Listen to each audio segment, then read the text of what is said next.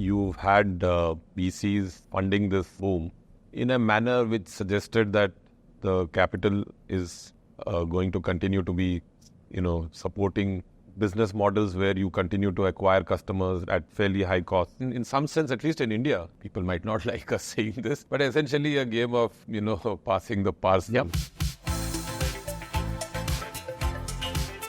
The fintech promise was, when it comes to lending, that it's about market expansion.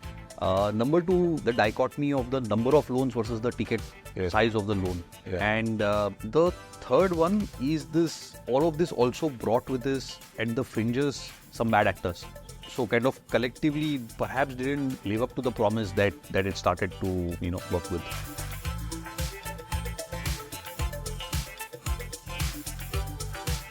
The bank might have given you that set of guidelines. You might have taken those guidelines and you have used your own interpretation. And the bank might not be taking it in as rigorous a manner as possible. You have seen that, you really see that some partner of yours, while doing the video KYC, is, letting pass many things that would not have passed through a bank system. So, as that became large, the regulator came back and, essentially the regulator said that if you want to be in this business, then you start following the norms of this business.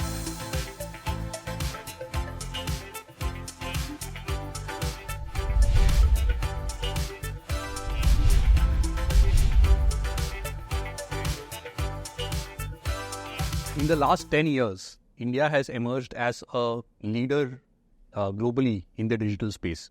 Along with the emergence of digital leadership, India saw the growth of a large number of fintechs. This new sector came in with the promise of bringing in a revolution in terms of prices, in terms of customer experience, in terms of lower risk and universal coverage. In 2021 alone, fintech sector saw $8.4 billion of new funding. We had about 45 unicorns and many more what were called soonicorns, companies which are close to the $1 million valuation mark. Cut to 2023 and the picture has changed quite dramatically. The funding into the fintech sector dropped by more than 70%. Many fintechs are, particularly the ones that were listed, are trading below their IPO price. Many fly-by-night operators came in the space of lending, as an example, created lots of customer inconveniences, complaints, and have since disappeared. Many fintechs are not yet profitable, and actually many even don't have a clear line of path to profitability. So what really happened here? What is this sector about? Where does the reality lie? And what is the future look like for this really promising and exciting sector?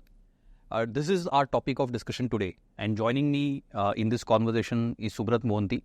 Subrat, welcome. Subrat is Executive Director at Axis Bank. Amongst other things, he also looks at the technology and analytics functions at the bank. And he is a veteran in the digital space. Subrat, thanks for joining us, and we look forward to a great conversation.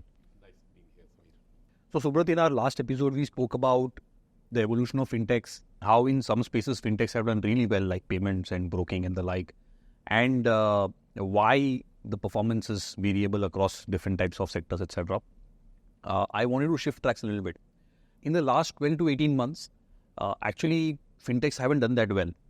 And if you think about 2021, the kind of excitement that was there about this sector versus, let's say, today, there's a stark difference. So something changed. What happened? I mean, at a very fundamental level, you've had, VCs funding this boom in a manner which suggested that the capital is going to continue to be, supporting business models where you continue to acquire customers at fairly high costs in the anticipation that you will get, future profits. Now, there has been, in some sense, at least in India, there's been a combination of factors that started playing out in the last 18 months.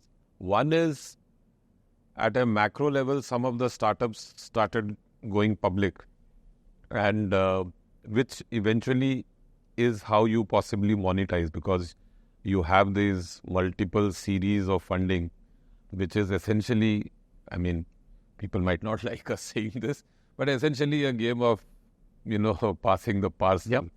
Now, the game of passing the parcel works if finally, when the music stops, somebody is taking the parcel and putting it out there where more number of people are coming in and everybody gets an exit. But when you had a few of these players go public, you realize that, the appetite for that kind of valuation that privately you were, giving to these companies, they wilted under public market gaze and under the, scrutiny of public investors. And once you see that, then that feedback is very quick because two things happen. Now, for you to benchmark your valuation, when there was no valuation benchmark available, you could benchmark it based on whatever private market conversations and benchmarks you had. But now that there is a public market benchmark, how can you not use that as a benchmark to say what your current, portfolio of companies and different companies that are there, where they should be benchmarked in terms of valuation? So that was, in some sense, the first real, feedback that came out of some of these companies going public, which you had to contend with. So that was one part. Now, you can still manage that because capital is still abundant.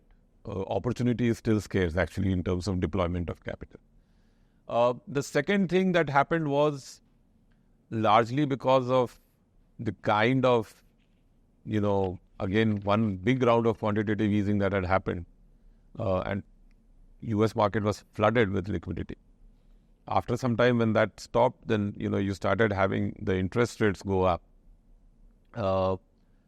And you also had, whenever somebody is investing in India, many of these investors, you have to contend with both what is going to be dollar-denominated return because the rupee continues to depreciate. And in some sense, rightly so, depending on, we are going to continue to be somewhat export-oriented and focused on export. So we don't mind some amount of rupee depreciation. But you take dollar-denominated return, and then you compare when you see the interest rates continue to rise, which is in some sense an opportunity cost for them for, risk-free return if they were to just invest in treasury bills. Then you start looking at the, equation of what the investment in India, how much of investment in India makes sense. You will start finding that the amount that you allocate to India portfolio, at least some of these global funds, will shrink because you started finding that that opportunity was not as lucrative, and the hurdle rates that you need to have in order to fund startups in India, those hurdle rates will not be met with this interest rate scenario and, the continued rupee-dollar equation. So that also happened simultaneously. And the third big thing that happened was you started having regulations coming in India, where, some of the excesses of working just outside of the parameters or the boundaries of regulation, because you were a fintech, you started taking some of those calls, started coming under the regulatory scrutiny.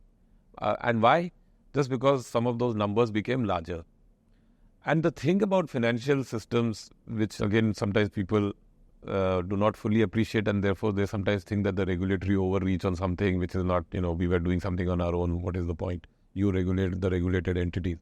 Unfortunately, unlike many other sectors, financial system stability depends on everyone who is involved in it, right down the chain, because eventually these are all very, very strongly, in some sense interrelated. And a weakness in one part will, and actually quite in a different way, it actually cascades, starts building up as it goes back and back and back. And sometimes you realize that a small little thing in terms of a butterfly effect, it comes back to, and becomes a much larger thing in the core system. And that's the lesson that one has learned through multiple financial crises in the world, that the instability or the root of the instability starts in some boom cycle, in some corner of the financial services world, which otherwise people were ignoring.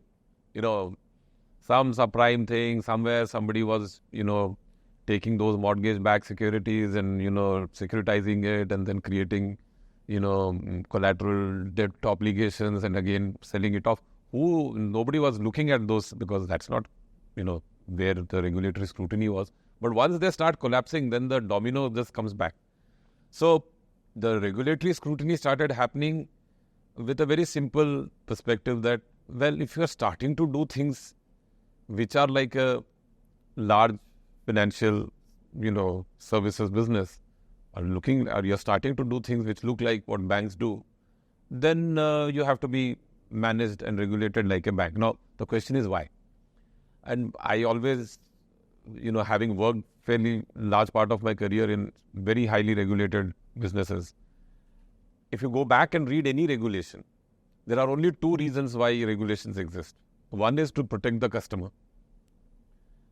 And that protecting the customer, eventually you have to, if you do the second order, third order protecting the customer, you start, in some sense, managing and constraining and having regulations in multiple different ways, because eventually protecting the customer means that the entity cannot fail by itself, right? So therefore multiple things come in.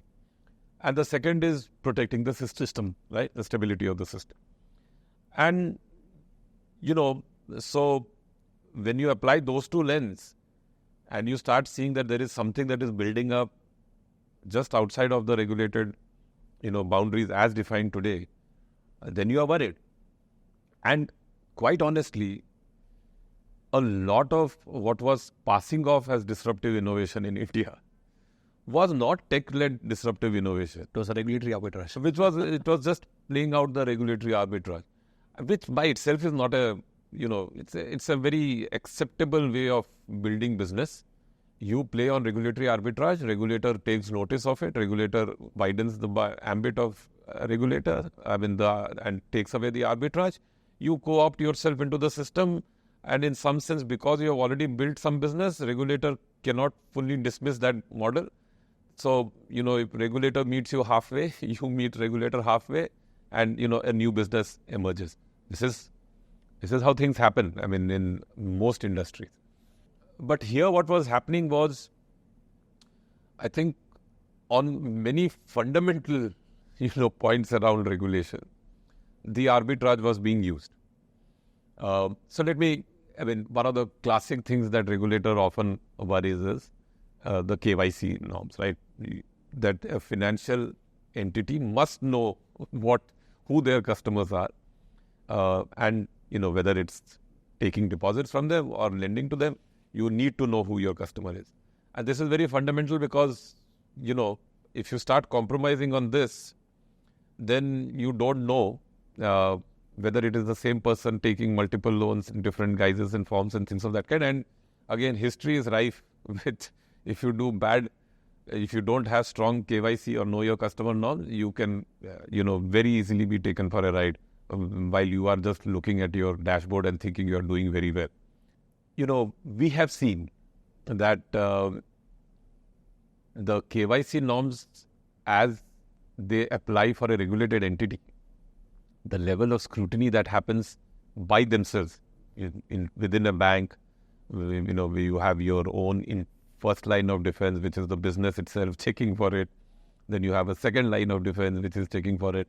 Then you have a third line of defense, which is an audit team coming and checking for it. And then you have further, checks and inspections that are done by the regulator. Even after all of that, you still continue to be paranoid about, KYC norms. Whereas if you start taking an easy sort of an approach just outside of the realm of these KYC norms by reinterpreting or interpreting the way you want it, because you don't think somebody is going to come and check you, and in some ways you are eventually connecting it back to some bank or something. So you are lending, but you are taking capital from a bank, and you are promising the bank or that entity behind that, I have done the KYC. But your KYC is very different from the way the bank might be doing KYC, because the bank has so many different, things to be concerned about. The bank might have given you that set of guidelines. You might have taken those guidelines and you have used your own interpretation. And the bank might not be taking it in as rigorous a manner as possible, which is broadly what was happening in some of the spaces. And we have seen it, right? I mean, you have seen that, you use a video KYC, and you can very clearly see that some partner of yours, while doing the video KYC, is, letting pass many things that would not have passed through a bank system. Instead of the face of the person, there is some other face or there is a fan that is rotating and it's going past. So, as that became large, the regulator came back and, essentially the regulator said that if you want to be in this business, then you start following the norms of this business, which we have set for the regulated entities. And that transition was very difficult, right, for a lot of players. Some of the larger players who by themselves had, at the time of the design of their processes and their products, had done good amount of work to be as close as possible, could survive.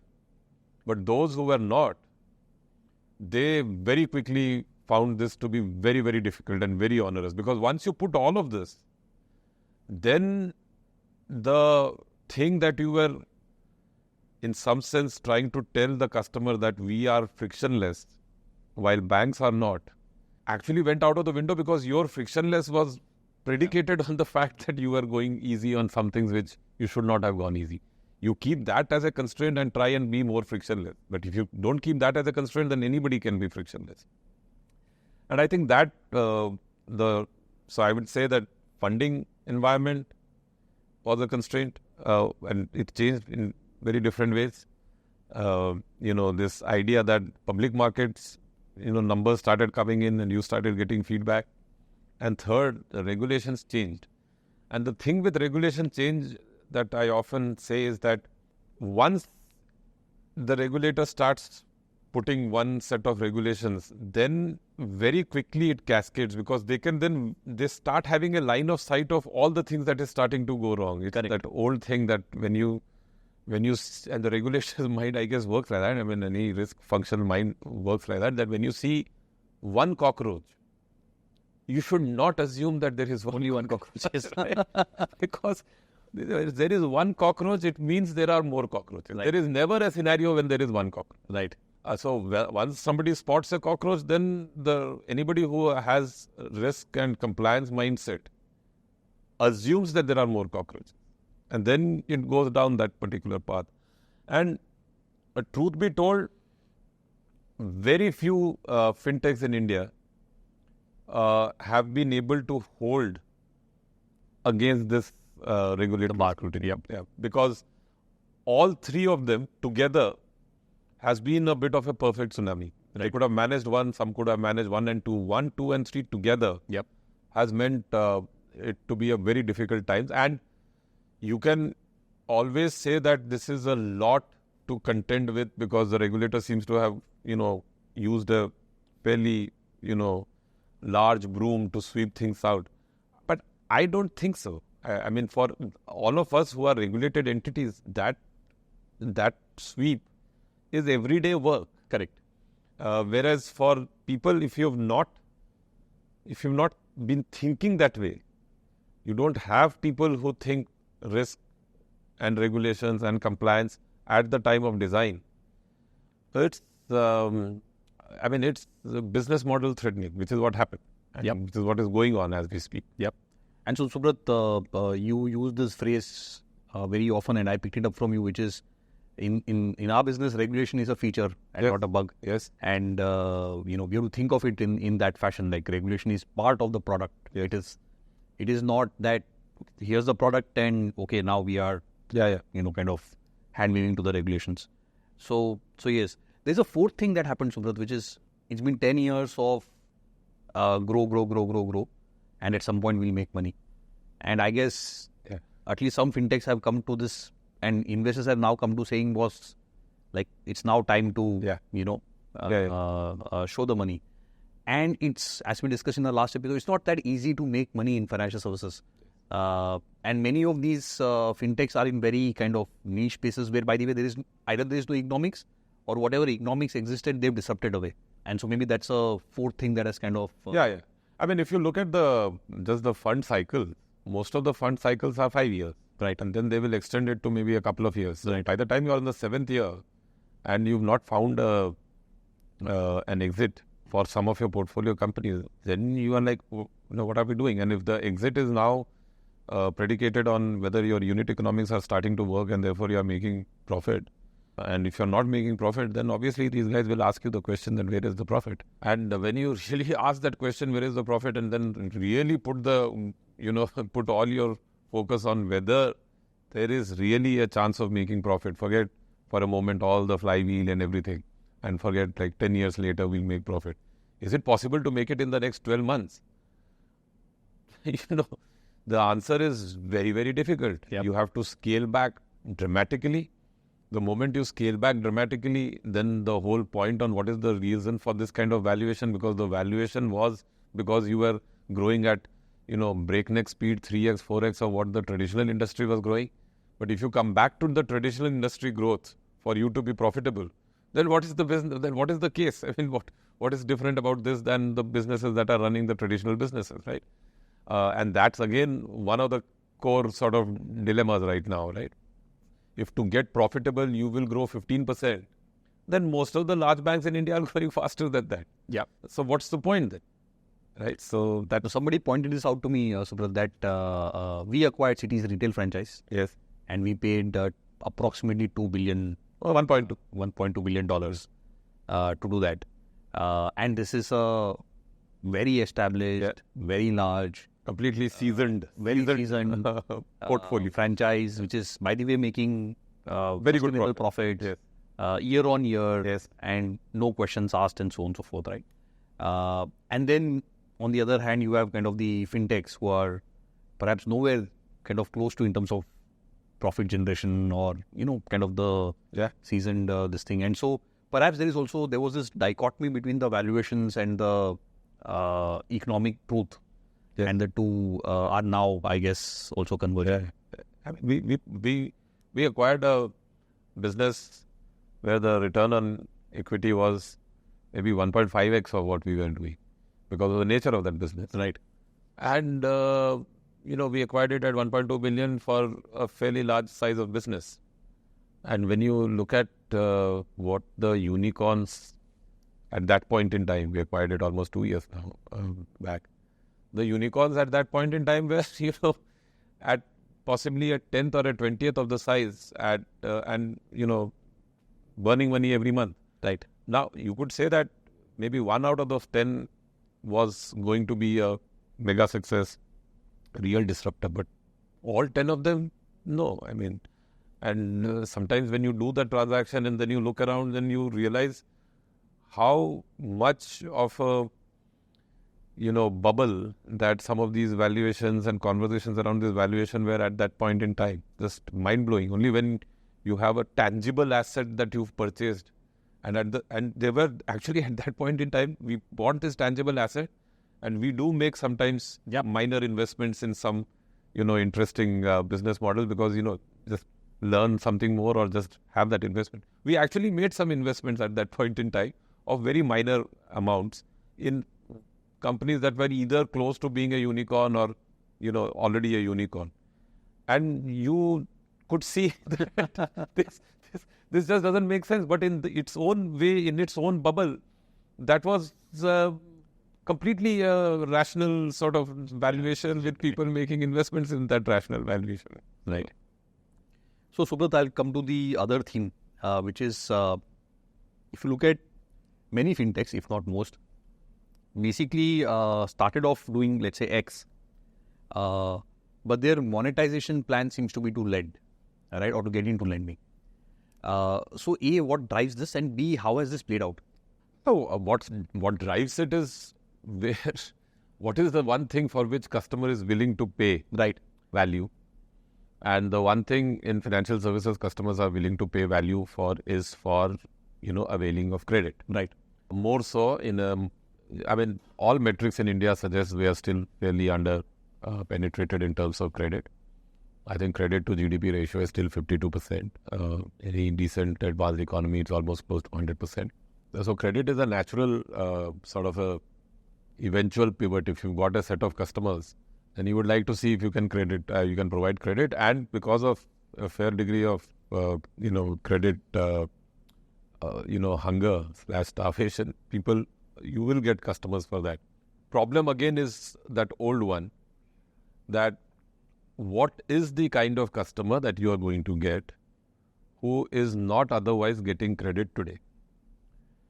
So if you have, if you take a look at most of the large banks, at least from a digital penetration perspective, they have pretty much the same set of tools and platforms that any of the startups or the fintechs have, which can go and reach out to the customer who otherwise you might not have been able to reach out because of a lack of a branch presence, or because they are somewhere slightly outside of what the normal credit penetration or boundaries could be. And if you can reach up to them, then the only reason you have not yet provided them that credit is that old equation of whether that additional rupee spent on that particular customer is going to deliver value to you. And different companies continue to make different determination of that. Many of the fintechs therefore found that for their customer base, a lot of the traditional banks and NBFCs do not want to possibly lend, and they can therefore fill the gap. And these are two kinds. One where they are relatively new to credit, or they have a very thin credit file, as we call it, which is essentially they have very little footprint. They have not taken a lot of credit. And this is that old thing: if you don't get credit, how will you build a file? And therefore, where do you start? And often somebody has to make a first bet on them. Some of these fintechs decided to make a first bet on them. You can make that bet. You have to accordingly price yourself so that if the bet goes wrong, you are still able to make money. So that's one kind of customer. Or the second kind of customer is people who we are able to reach, but their use case is very different. And in some of the cases in India, the use cases for a lot of personal credit is of the kind which I believe is a little bit of what people are doing, is playing with their money, especially the youngsters. I mean, if you correlate some of this personal loan growth to some of the growth that we have seen in fantasy league games and, sort of quasi skill / luck based games, you see that there is some amount of correlation there. Even if you see the market in equity markets, some of the flows that have come through in derivatives suggest that some amount of personal loans are going that way also, at least in the lower, sort of ticket size personal loans. So there is some space of that kind where if you offer it with the right level of speed and fairly quick turnaround in terms of disbursement, you will attract a certain kind of customer base. The core question is, do you know how to price for that risk? Right. And the jury is out on that. Some will burn their fingers. Others will learn their lessons from people who are burning their fingers and will possibly go and get more business out of it. Or in some cases, people would have done it so nicely and intelligently that they won't burn their fingers, because within that they would have found a niche. Then good luck. I mean, then they really have been able to use, better data and then taken a risk and then built a business on that. We'll see how it pans out. I would be surprised if there are many cases of the latter where they find good niches and make money, but I'm quite certain that one or two of them will emerge. A lot of others will possibly burn their fingers, but that burning of the fingers then makes data available to you as to what you have burnt your fingers with for the next set of players to go in and try that at a different price point. And that's how market evolves. Well, there are a couple of things in my mind that have happened in this space, right? One is kind of the fintech promise was, when it comes to lending, that it's about market expansion. that banks lend to this customer, we want to lend to this customer. Right. But actually, if you look at the data, the number of new customers that fintechs are like the NTC, the new to credit that new loans have gone to, actually has declined. Right, which means that these players are likely giving loans to people who are already in the credit ecosystem. Number two, we spoke about in our last episode, which is the dichotomy of the number of loans versus the ticket size of the loan. And many of those were, I guess, like this BNPL was, it came as a big wave globally, not just in India. And globally, it has gone through its challenges, and by the way, in India, kind of it's pretty much dead now, because perhaps the objective was not so much to it was more to acquire the customer versus to. So that's the second one. The third one is all of this also brought with this at the fringes some bad actors. So we had this Chinese apps which did all the there were lots of bad behavior that happened there, or the collections recovery process which just went a little bit overboard in some of the cases. So collectively, it perhaps didn't live up to the promise that it started to work with. I mean, I think, like I said, lending without adequate controls is the easiest business in the world to do. So some of them have gone down that path. And again, one of the things that you should appreciate around being seen as a lender who has somewhat their gates easier to scale, you will attract bad players, because the minute that news goes out in market, then everybody will make a beeline to your door, which is what then becomes sort of where you think your business is growing really fast, but you are actually continuing to attract more and more inferior quality business, and then collapses. So I think this particular easy way out has been the case for many players, while other players, possibly a few of them possibly are either expanding the market. I mean, some of them do genuinely good work at the microfinance, small credit, small loan, with good amount of underwriting rigor and collections rigor. Because I mean, quite honestly, we come across every day somebody who's driving a car for us, or somebody who's everyday vegetable vendor or something. They do need credit, and they are by themselves otherwise hardworking men and women who do not want to be defaulting. So there is that good market for that kind of credit. And then again, it's a difficult market to reach. Right. And the easier way, again, if your metrics are to see, if your metrics is disbursement per month, it's one of the faultiest metrics if you ask me for lending.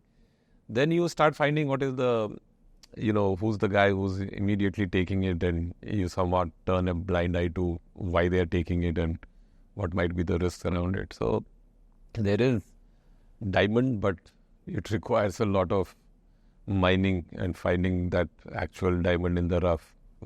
I think it's a difficult task. Yeah. So Subrat, this I'm again shifting tracks again. We've spoken till now about challenges and where fintechs are and so on and so forth. But look, the reality is, as you rightly said, India is a growing economy. We are at $2,500 of per capita GDP.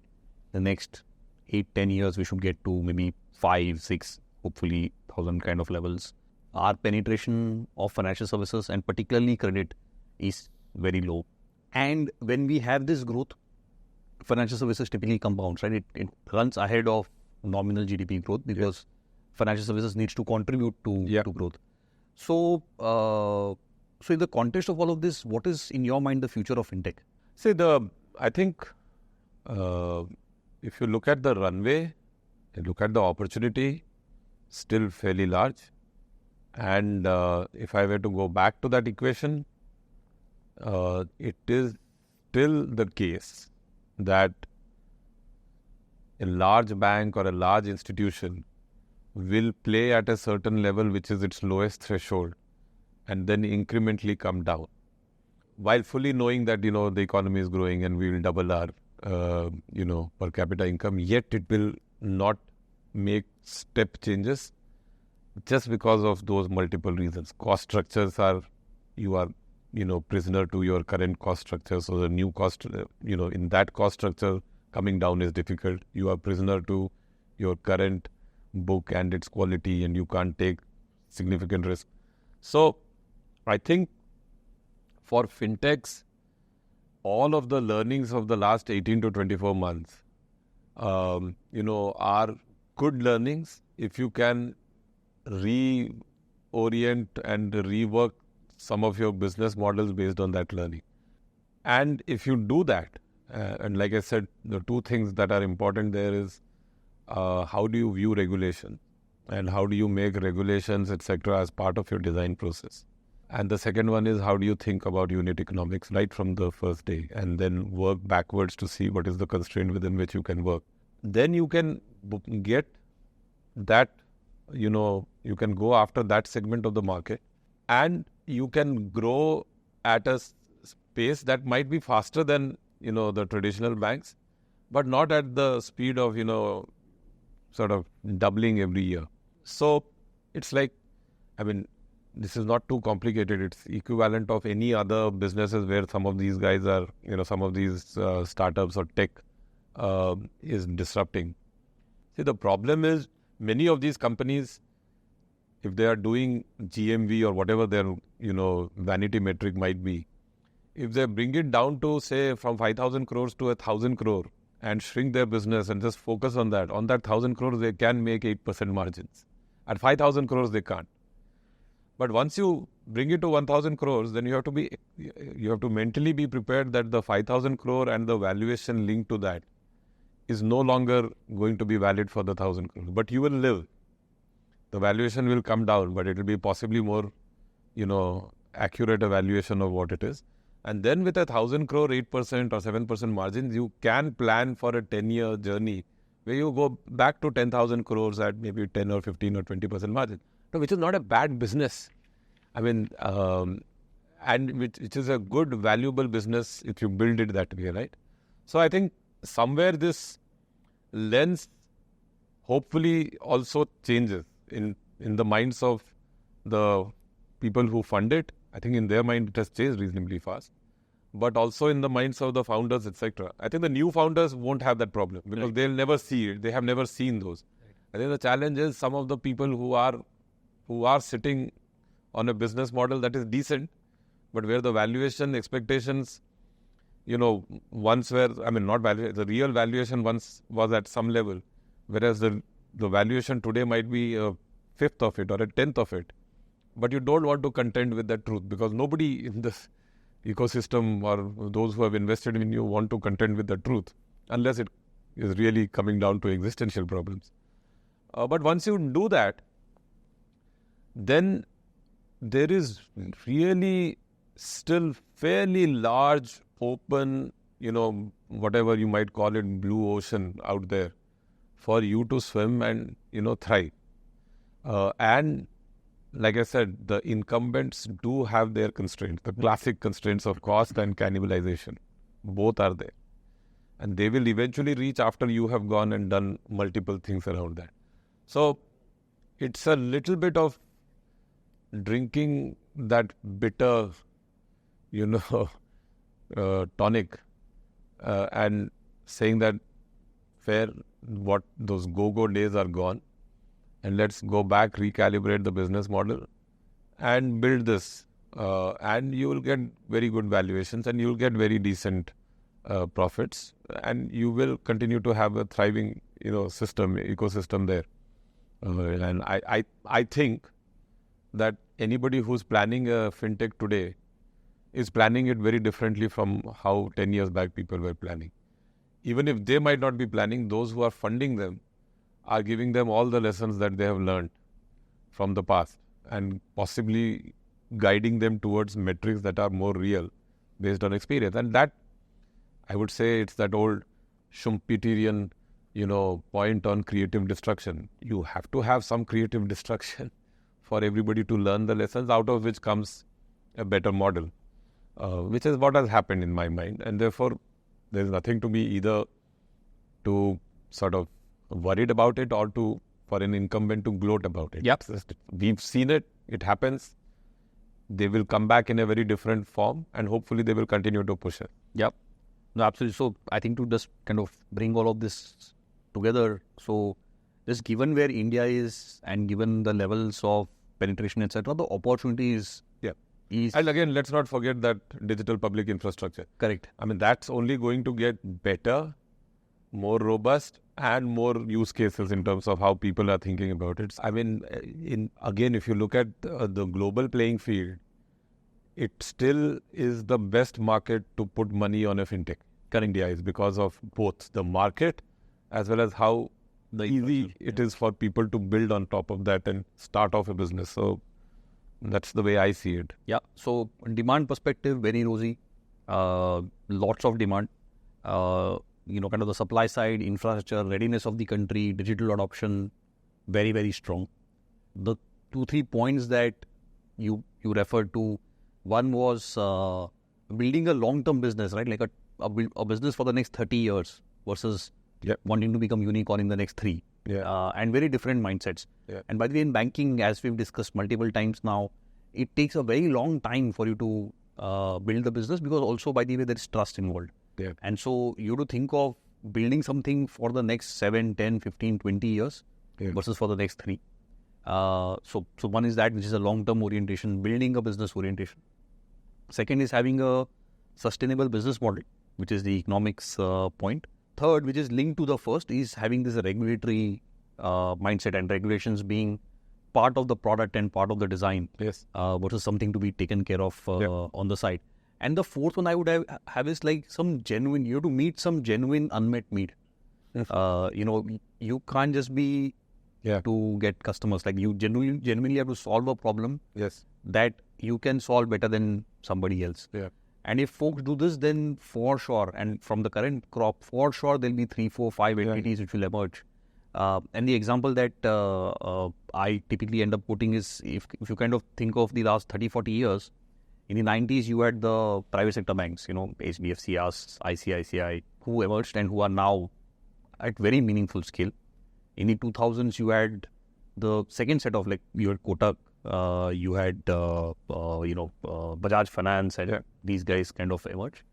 And maybe this decade is the decade of, some of these fintechs to emerge. And maybe in the next decade, we will see some very large, very meaningful fintechs who are central part of the financial services ecosystem, helping the country grow and develop and prosper and so on and so forth. No, I agree with you. I think it is just the nature of how things evolve, that there will be players who will come and disrupt the incumbent. I mean, we might have gone through a period of shakeout. Out of the shakeout, those who stay back and a few more who will come will hold on their own. Absolutely. Great. Subrat, that was a fascinating conversation. Thanks a lot for your time and for your insights. And I hope you enjoyed the conversation as much as I loved it. Thank you so much for having me over. Thank you. Thanks. Thank you for listening into this episode of Open Dialogue. I hope you enjoyed this as much as we've enjoyed bringing it to you. We are overwhelmed by the response that we've received and really look forward to your comments and feedback. Do like and subscribe to our channel to keep track of new episodes that are coming through. Thank you.